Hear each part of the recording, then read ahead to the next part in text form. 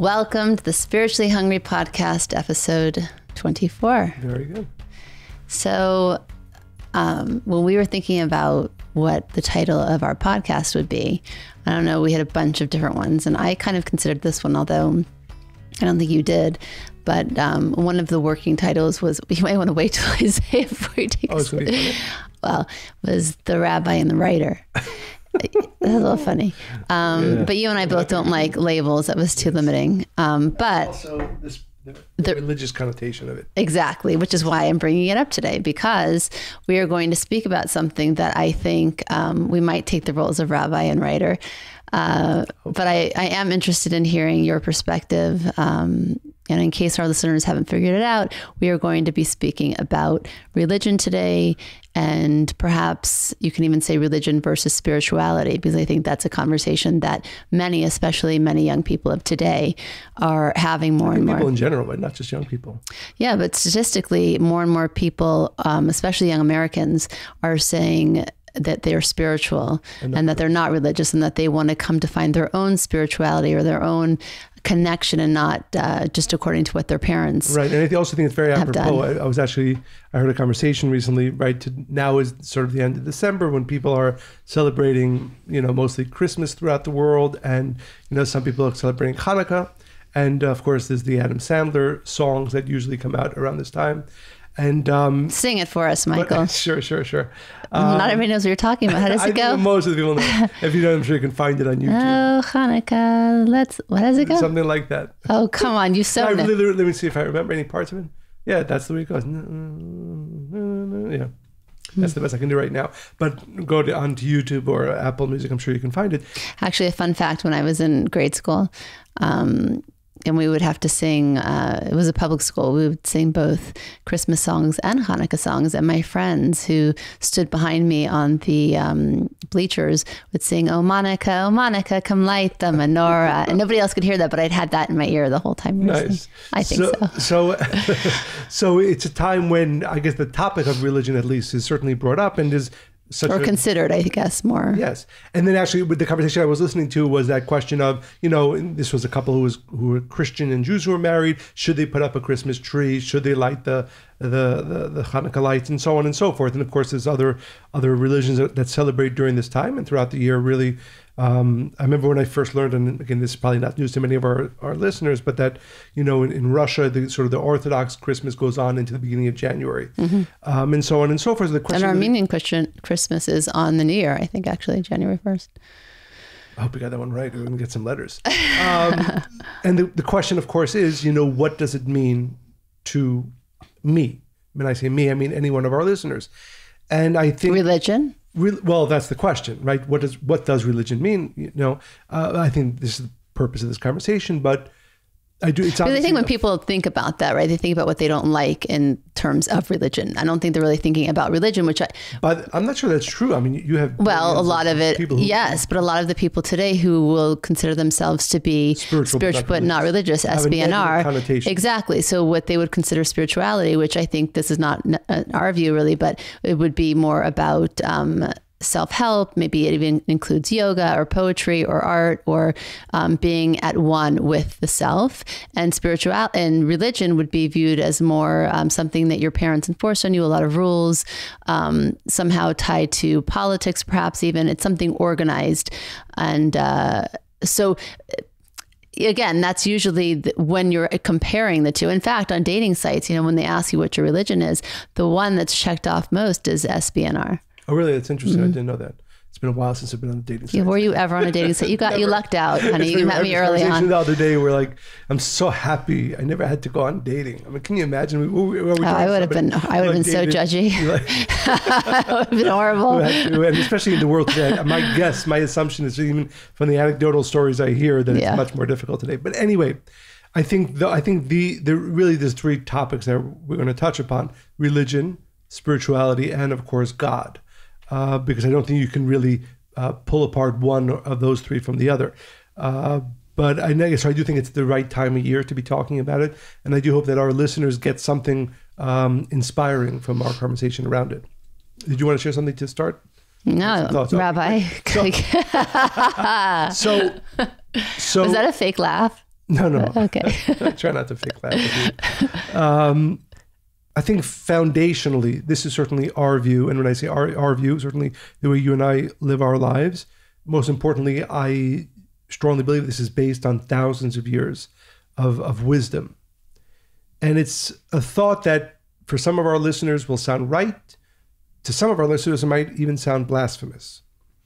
And that is this, that religion, as it has come to be understood and seen and often practiced, was never meant to be a rote following of laws, which would mean that when Moses is interacting with God and writes down this book of the law, which is called the Torah, there are many people throughout history who view that as God says this, you do these 10 things or don't do some of them, and do the 613 things, whatever that list is, and I'll be happy with you. It might not make sense.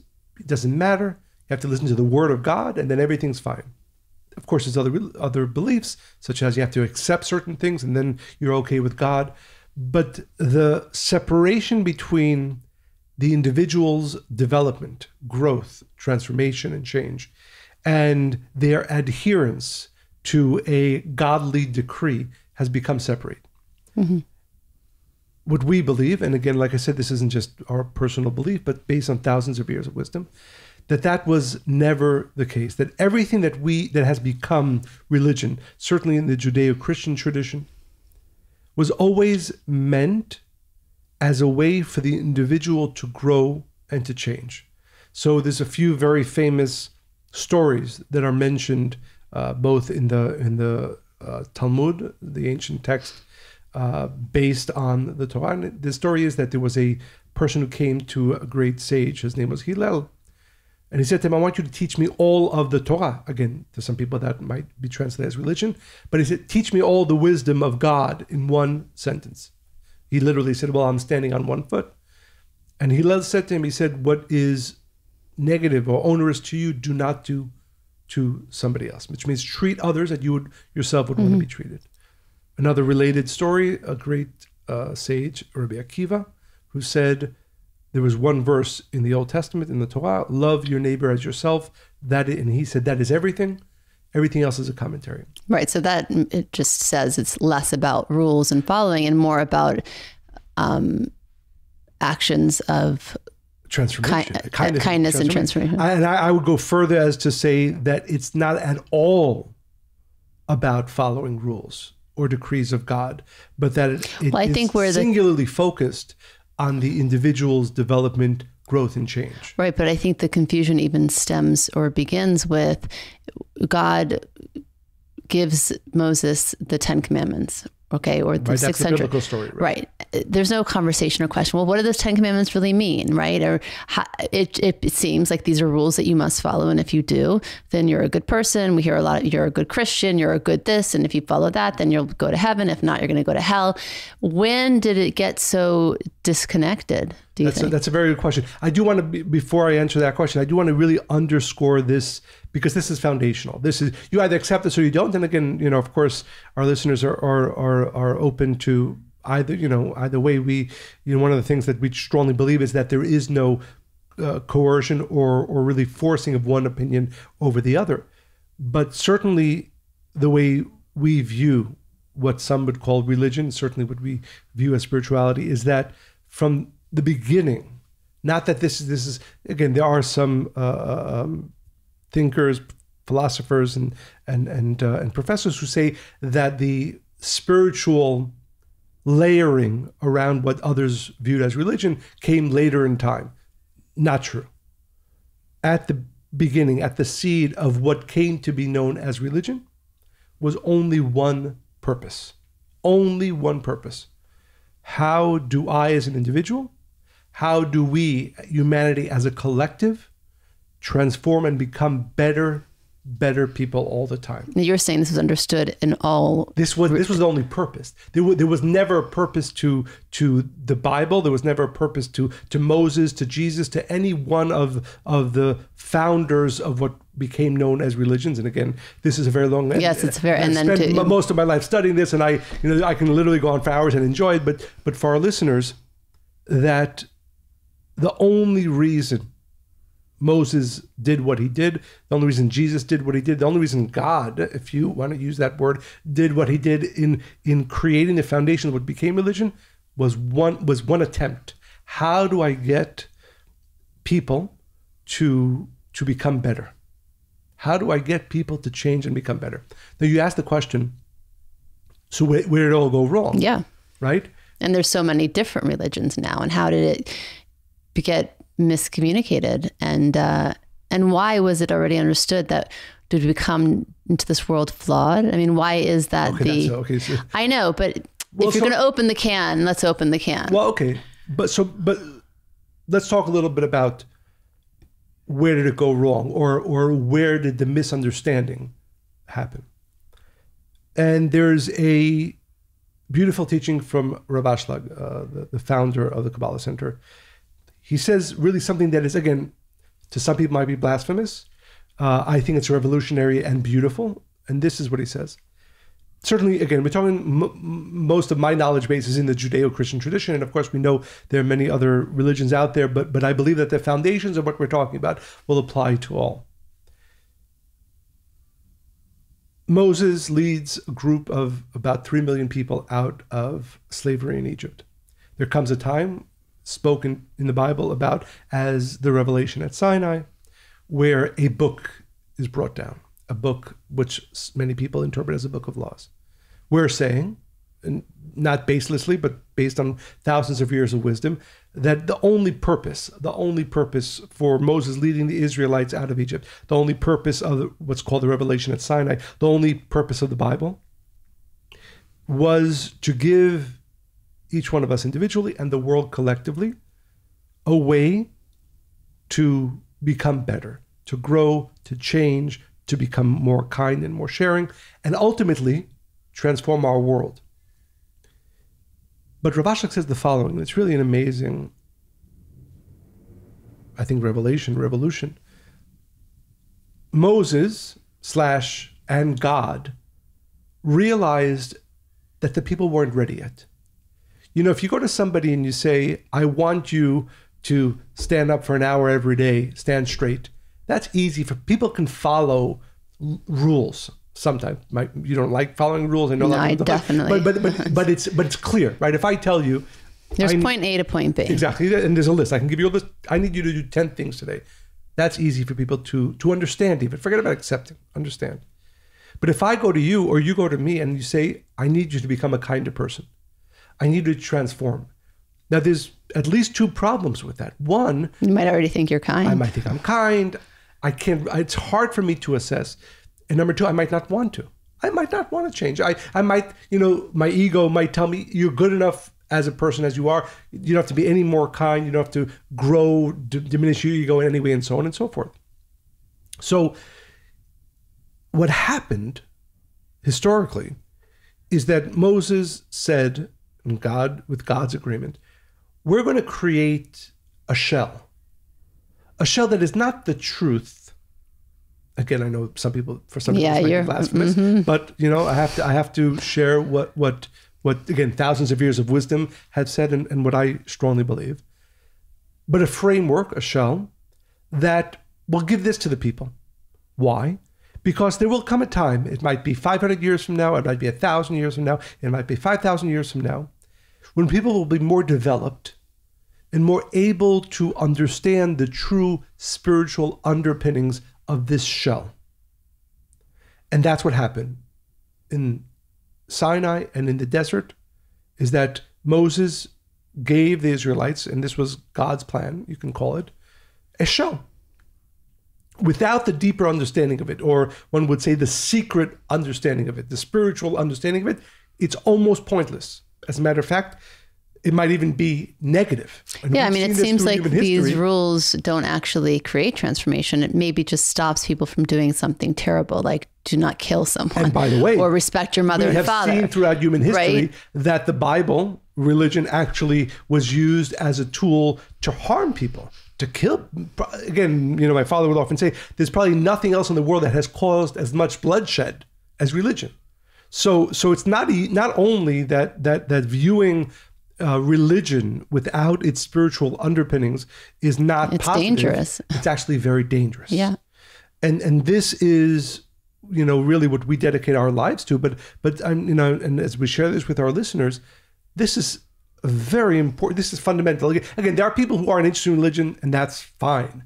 Some people are not interested in spirituality, that's fine too. But for those of us who are either struggling or desiring to understand at least the history, if not what it has to do, what it has to tell me today, this is a very important understanding.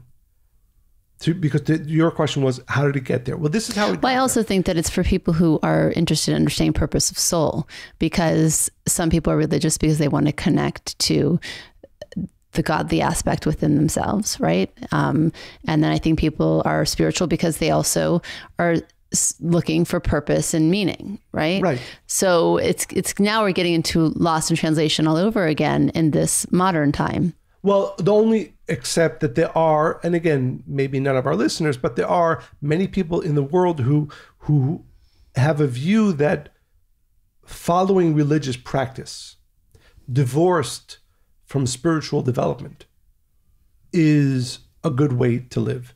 Well, you'll be saved. I don't even know, because a lot of times that's not enough at some point, right? If you're, I know a lot of people who suffer and who are very religious, but they're suffering, right? Of course. And again, and I often say this when I talk to people about this topic, is that I strongly believe that if Moses, Jesus, any one of the foundational figures in any one of our religions would view our religious practice today, they would be very surprised and disappointed, because that was never the original intent.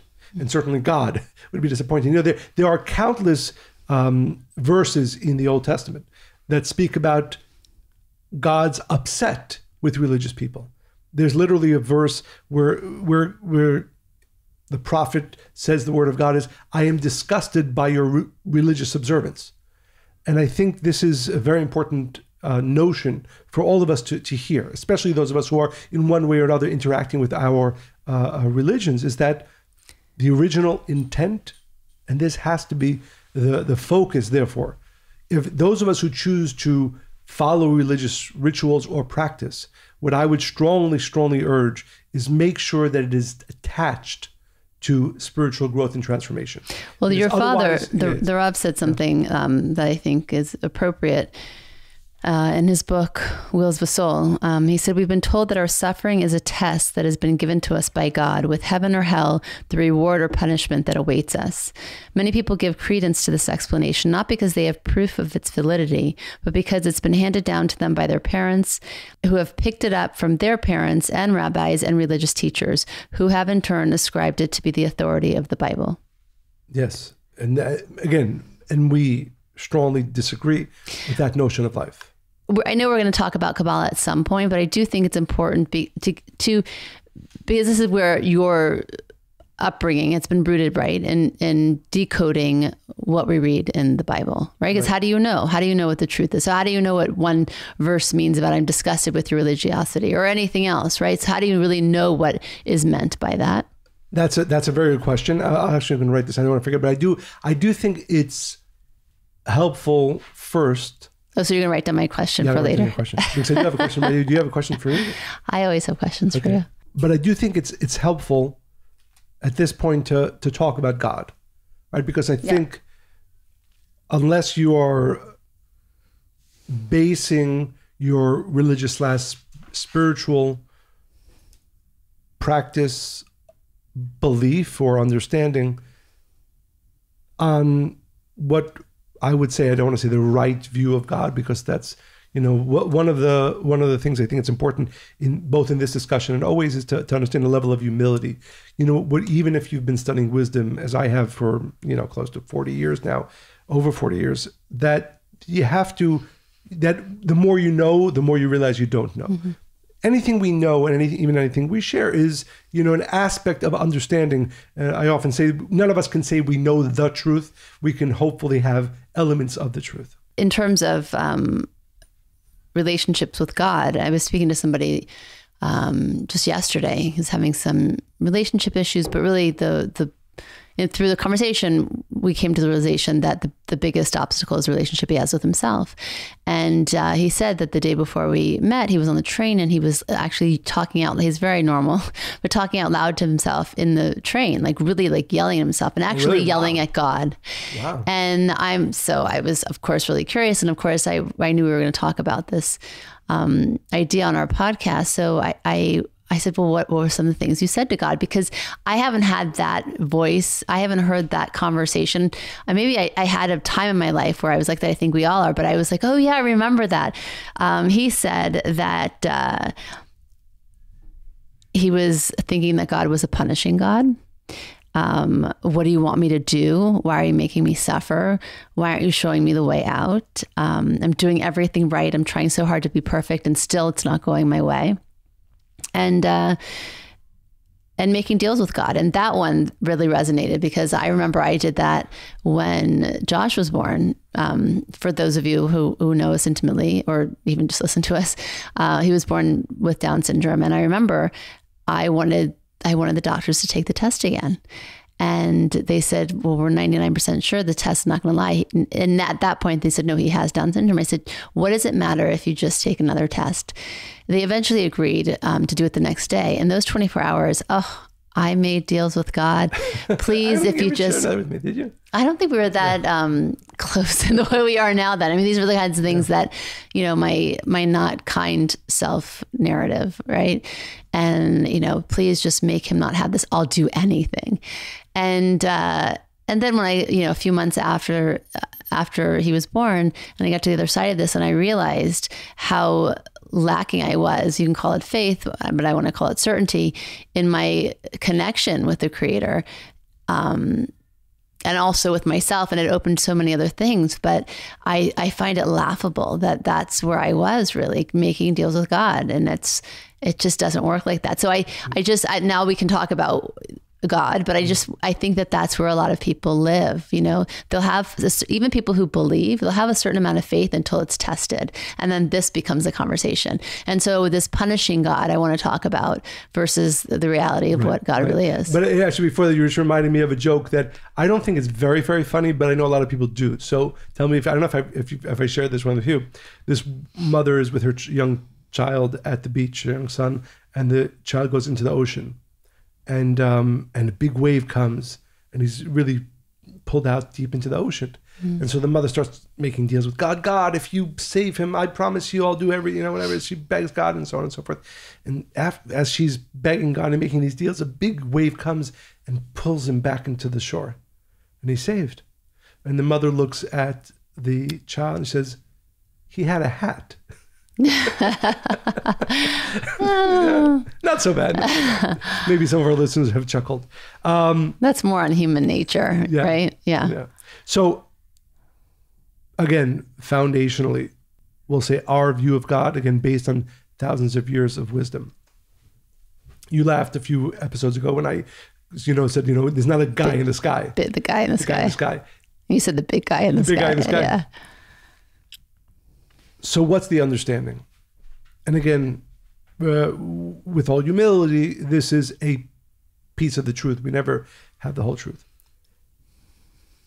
The Kabbalists refer to what we call the light or the light of the Creator. Often in modern terms, certainly my father, when he would explain this, he would talk about energy. Energy is a concept that at least, past 100 years or so, everybody's familiar with. It's interesting that it's only really been 100 years since that. And when it was first reality, when it was first discussed, a lot of people were like, "What is this energy thing?" Right, because you can't necessarily see it.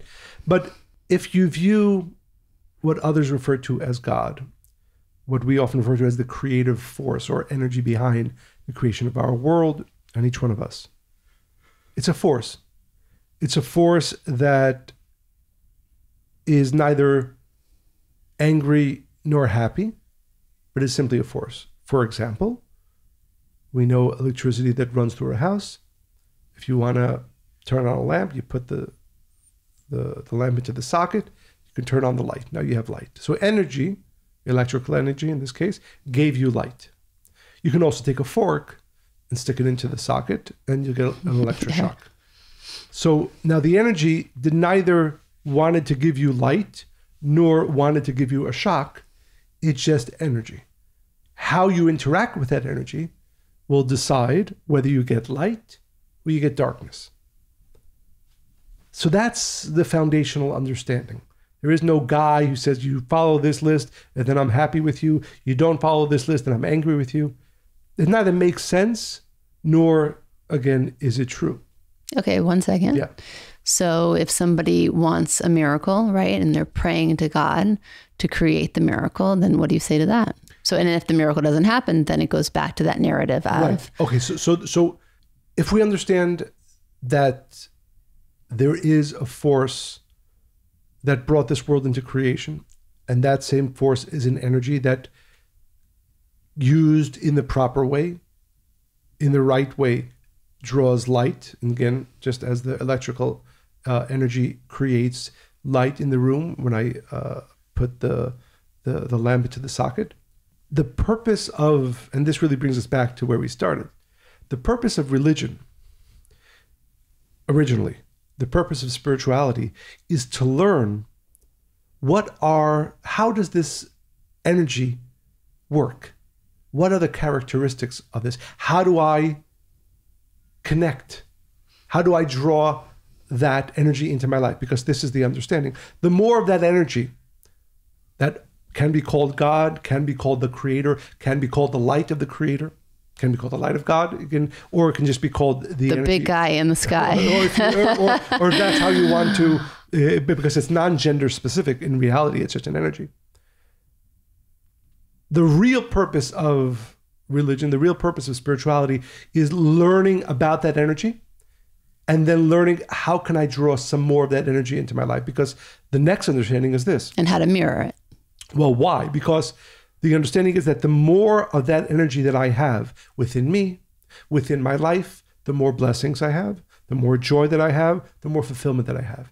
And therefore, the singular purpose, if you can call it religion, I would call it spirituality, is to both learn about that energy and learn how can I both become in contact with it more. Because the more contact I have with that energy, the more that energy is revealed in my life, the more goodness and blessings and miracles that I will have in my life.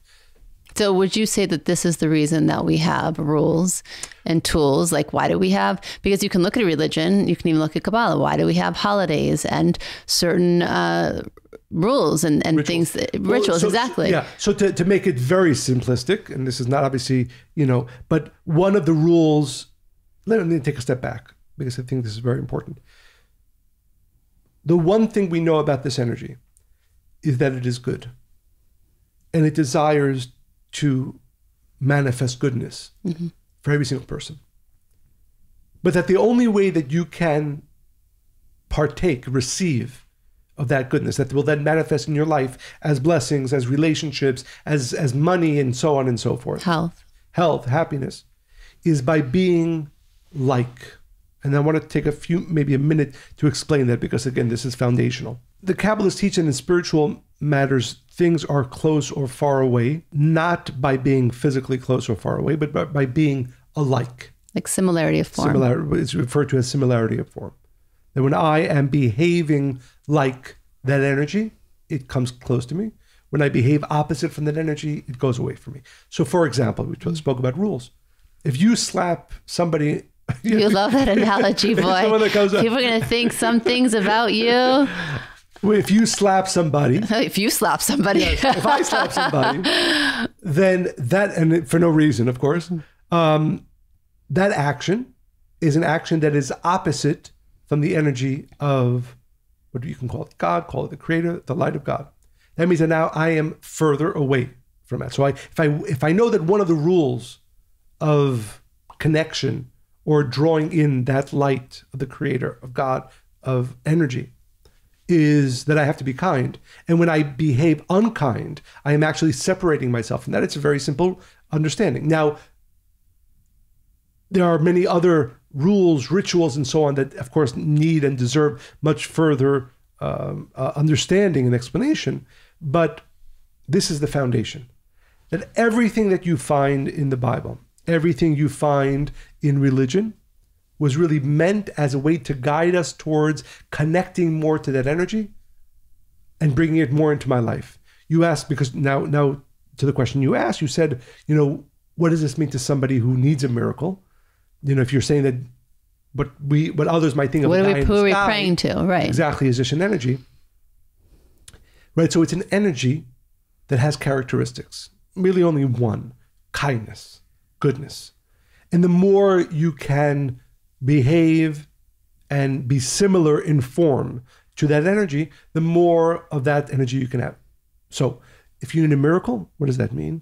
You need a huge injection of that energy. Right? If for instance, if you want to generate, a huge plant, right? You need a lot more electricity than we have here coming out of our sockets. So if you need something big to happen, you can call it a miracle. What you actually need is a huge injection of that energy, what we can call the light of the creator or the creative energy of this world. The energy of which we came from and the energy that exists within all of us. Exactly. And so therefore... Let some diminish. Exactly. And therefore, the Kabbalists would often say, for instance, we spoke about it, I think, a little bit. We touched upon it last week when we spoke about the energy of sharing. There's actually a phrase from the Kabbalists that says, charity, when you give great charity, you can be saved from death, right? You can bring a miracle, even if a person's in a dangerous situation. That doesn't mean it's not a guarantee, but the understanding is this. If you want something great to come into your life, you need to be acting in a great way like that energy. So what that would mean is that if I need a miracle, and we all at different times need miracles, I need to do an action that is sometimes often against my nature, against my ego, an action of sharing, for example, an action of diminishing of my ego. A great action on my part makes me more capable to receive a great infusion of energy from the creative force, from the creative energy. And that's how we ask for miracles. That's how we ask for blessings, and so on and so forth. It's all within the framework of understanding that this creative force, often referred to as God, simply has a quality of goodness and sharing. And I need, in order to draw that more or less of that energy into my life, I need to have a similarity of form with that energy. So this energy, right? How did it become a God, and what is it made of? So, oh wow, you're asking all the deep ones. Each one of these questions you've asked really deserves its own podcast. Yeah. I know, because the more you are speaking, the more there's another layer to unfold. So, one of my favorite words, and it's foundational to the spiritual understanding, and certainly in Kabbalah, this is the word that is used, but it's really used, I know, in many other spiritual and religious traditions. It's called the endless, which means this. And as we've said a few times throughout this podcast, to think that I can fathom, sitting here right now, what that energy actually is and understand in all of its facets, it's ridiculous. Our mind is very, very limited. We can come to understand fragments of the truth, but we know that it's not possible for me to know the totality of it. But the view is this, that there is an energy. It's called endless, or the endless, in Hebrew, Ein Sof. We do not know what really even comes before that. We just know that the force that we call the creative energy of our world, what often is referred to as God, is endless. And that's always been in existence because, and again, this might delve jumping into deeper waters, because in spiritual matters, there is no time or space. The root of everything that we can at least begin to understand is the fact that everything that we speak about, when we talk about God, when we talk about this energy of creation, I don't want to say begins because there's really no time, but it is the endless light or the endless energy, as you can refer to it. I do want to say one more thing, and I know we're sort of going deeper and deeper, but that one of the beautiful aspects of true spiritual understanding, and certainly the way I understand the spiritual wisdom of thousands of years, referred to as Kabbalah, is that it is very much in line with what science has discovered, certainly over the past few hundred years, and certainly as it continues to discover. And when I think about again, what others would call religion, what I would call, spirituality. And you understand it in the context of what we said, that there's an energy, a creative force or an energy. You realize that makes a lot more sense. If you asked somebody what electricity was, you tried to explain 150 years ago that there's this unseen current that is flowing, not then, but in our homes. They think you're crazy. Right. That's probably even crazier to believe or to accept than religion, right? So the point is that one of the reasons, and the Kabbalists do speak about it, that our world is much more capable of understanding the forces is because science is developing in such ways and really dovetailing into what previously we would call spirituality. And one of my favorite things in my studies, and also as I share this with students and others, is that you begin to see that almost all of the spiritual rules, we'll call them, are being both discovered and explained by science. Yeah. What I mean, so for example, and again, like I said, I think our listeners can see this. I both enjoy talking about this and can talk about this for very long. I believe, without a doubt, and this is already there, but for instance, science has proven that doing actions of sharing and kindness physiologically cause happiness, goodness within improve health, yeah.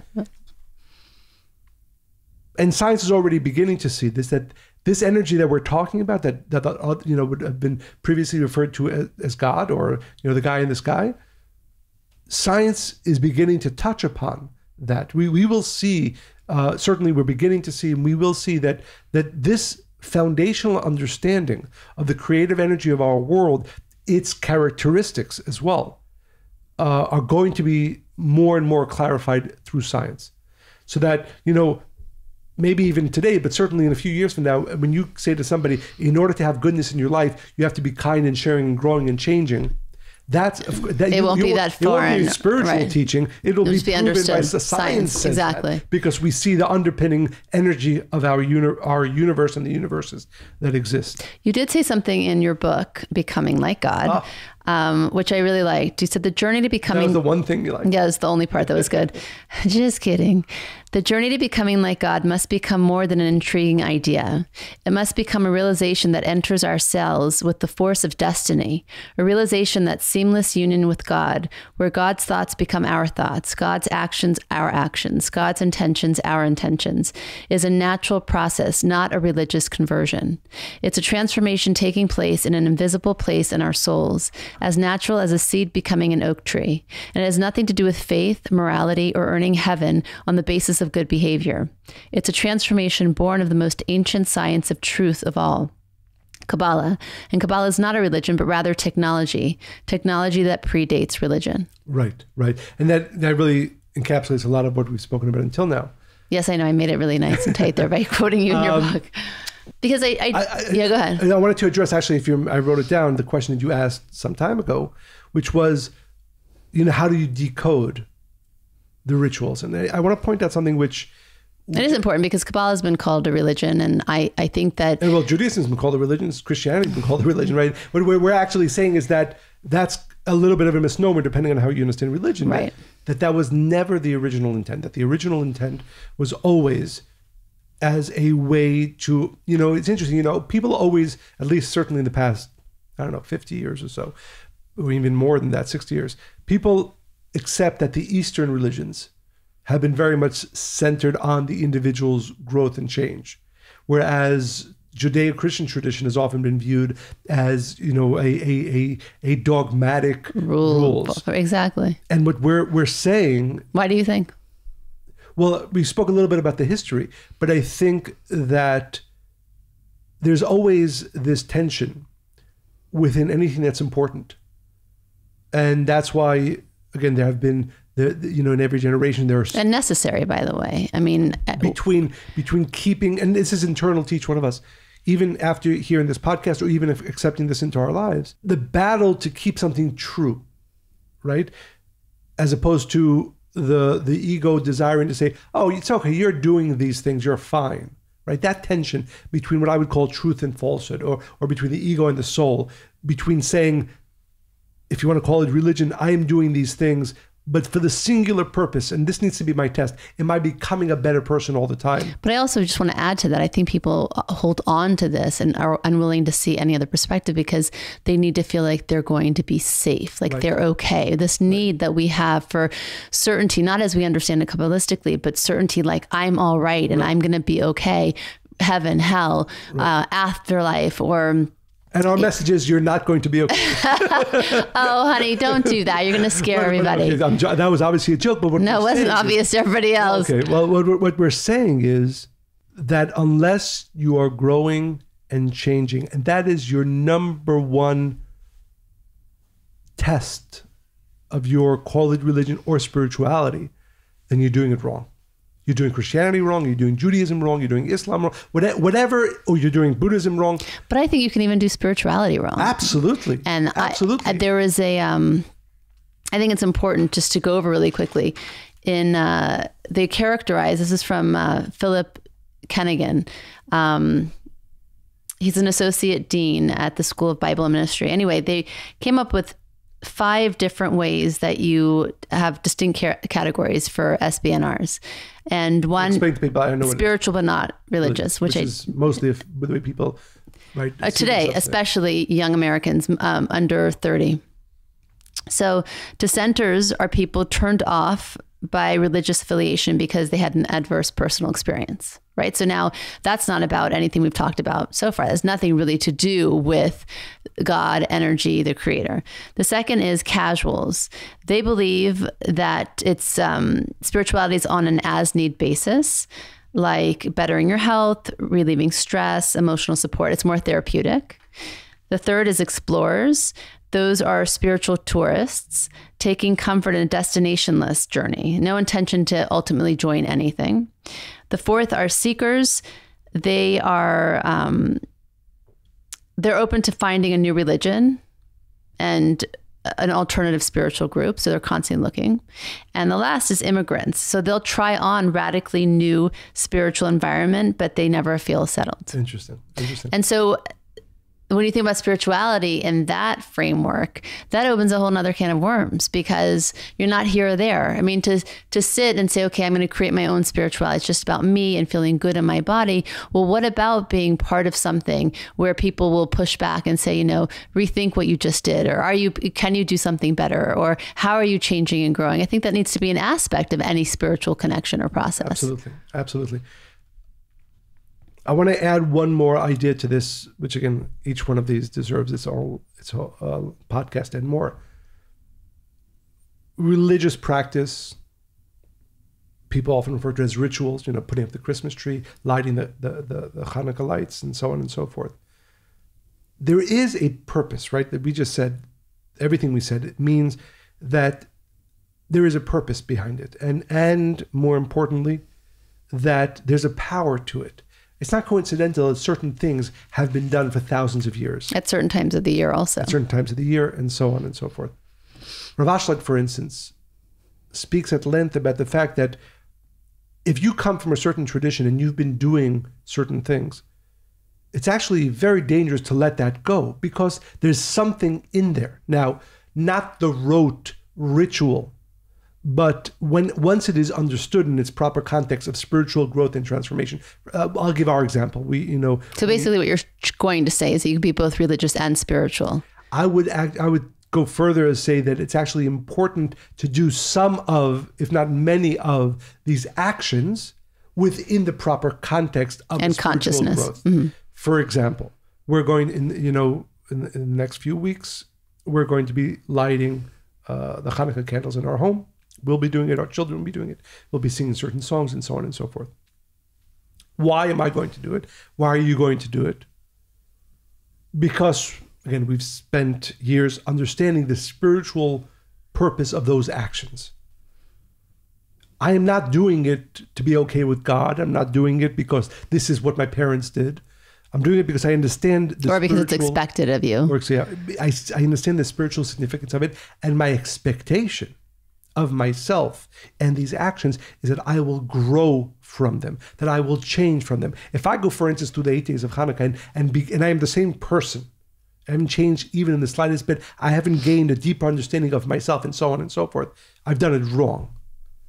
Now, it's not so bad. I lit candles for 8 days, our kids got some gifts, nice. But what I'm saying is almost paradoxical. Without this spiritual understanding, which I strongly urge all of our listeners to gain more of, and literally this takes years and years of study to understand each one. But what I would say is this: the rituals, the actions, what some call the precepts, they actually are very powerful. Think about it. It's not a coincidence that for 1,000 years people have been doing this or that. There must be something there.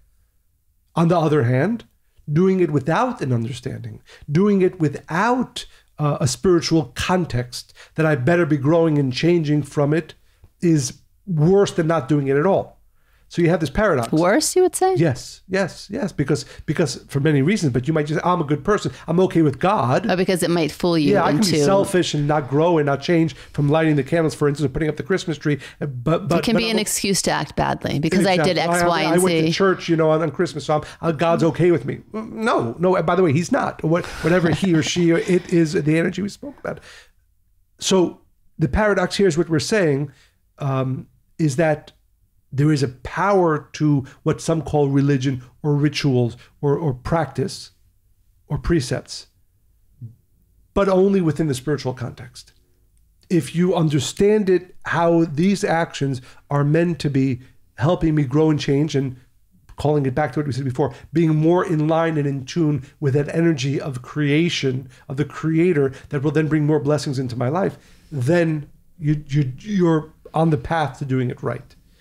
If you're just doing it to be okay with God. But then also your life starts to work for you. I think that's why a lot of people are like, the whole list of, I did this, God, I did that. Why isn't it happening? Exactly. Well, what does the rest of your life look like besides the desperation or the desperate calls to God? Absolutely. Because basically it's an expectation that's put outwardly. You should provide for me. You should make my life better. You should make me happy. And the you is, do they even believe in God? Right. Right. And what I would say is, and this is something that my father would often say, everybody knows Missouri is a show me state.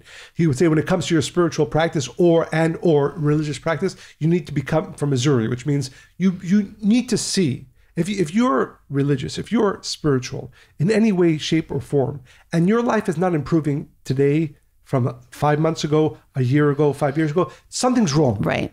Because a spiritual practice, a spiritually based religious practice, for example, must be showing its benefits here and now. Yes, there might be other, and we can have another podcast talking about what happens when our soul leaves this world. But if you're doing it right, you're seeing it right here. And I think that says everything, really. Yeah. And again, there's so much more to say, and we've gone over the time we wanted. And I also wanted to share one of the stories which we won't have time for this week, but really? Why did you just list all the things that we're not going to do now? That's not fair. No, because I want because I know many of our listeners really enjoy the stories that we tell afterwards and the questions. I literally have a list of things that we haven't gotten to, but I do hope, because this is such a fundamentally important. There's one of our listeners. Well, I'm going to ask. I don't like rules, so I'm going to break them. That's it. Do you feel? Do you feel that there was a time in your life where you were more religious or only religious and not so much spiritual?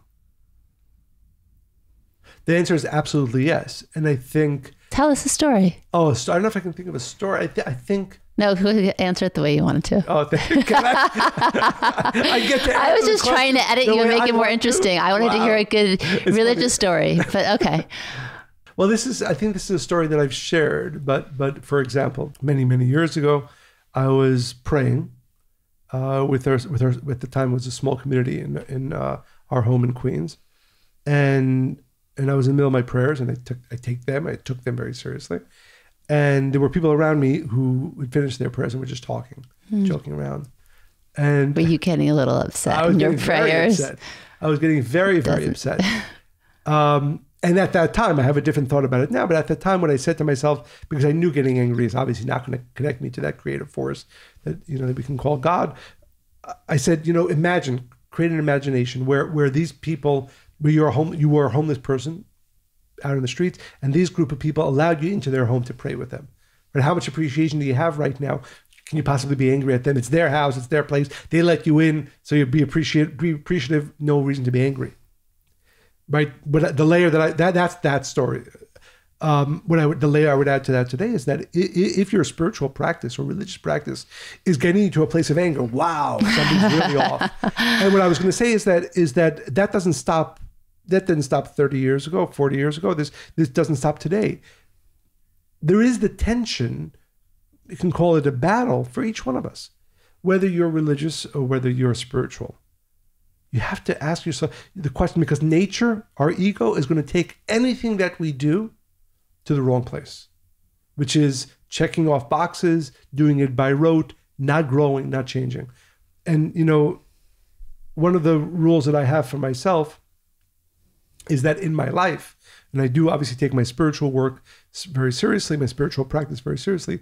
If I don't have an oh my God moment, which means every once in a while I'll say, wow, I really thought I was okay in this area or in that area, or my ego and so on. And I'm like, oh my God, it was so wrong. Don't you love seeing, those are the real gifts. Yes. Those are the gems. Yes. And that's why I hope amongst the many lessons that our listeners receive from this podcast is that the only purpose of religion, the only purpose of spirituality, of any practice that you have. By the way, it's like a joke sometimes. And again, I won't use names, but I know many people become very much into meditation or yoga, and they become worse people. They become self-centered. They got to go on a yoga retreat every weekend. They leave their families behind, and so on and so forth. Ask yourself. There's a very simple question. I have to ask myself. You have to ask yourself. Every one of our listeners has to ask. You're religious. You're spiritual, you're into meditation, you're into yoga, you're into Judaism, you're into Christianity, whatever it is. Are you treating people better today than you did yesterday? Are you behaving more like that force? Are you more of a giving person, of a sharing person, a kind person? If the answer is no, put the brakes on all of that, because that was never the original intent. And that is not certainly any reason why you should or should be practicing any of it today. So with apologies. Now we're really over time. Yes, with apologies to all things we were not going to get to, but as I said, I really hope, because this is such an important topic, and certainly in our world, and for each one of us personally, and hopefully for our listeners. I hope that our listeners received some inspiration, wisdom from what we shared today. And although we won't have time to get to any questions or stories today, I do want to mention that I am overwhelmed every week. Hundreds of thousands of people are having access to this podcast. And it really, we never imagined that in such a short period of time, so many people would have access to this podcast. So we really want to thank all of our listeners, all of you who are sharing it, whether you're watching it on YouTube, whether you're watching it on Facebook, whether you're hearing it on Apple Podcasts and so on. But we do ask that you continue to share it, that you continue going to Apple Podcasts or YouTube or Facebook, wherever you're consuming this podcast, and share it, write a review, do what you can to also share this wisdom with others, and keep sending your stories, your questions to Monica and Michael at Kabbalah.com. It continues to inspire us, and I will next week get to the one that I didn't get to today and more. But know that even if we don't get to your questions, your stories, they continue to inspire us and makes us very excited every week to be able to come again and share this with you. And as I always say, I hope you enjoyed listening to this podcast as much as we enjoyed recording it. Thanks for joining us. Bye.